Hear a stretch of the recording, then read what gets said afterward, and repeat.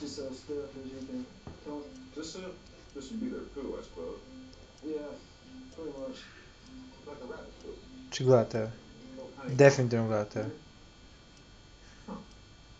I'd expect something bigger from goats. Nope. After feeding the goats, inevitably, there will be poo. Cleaning it up is our next task on Goat Farm. Just saying. Shoveling poo may seem like a lowly job, but it's actually pretty important Were you supervising? because poor sanitation in the goat pen can quickly lead to disease outbreaks, which can decimate the herd. Ow.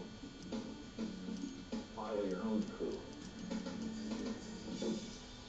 Why igloos?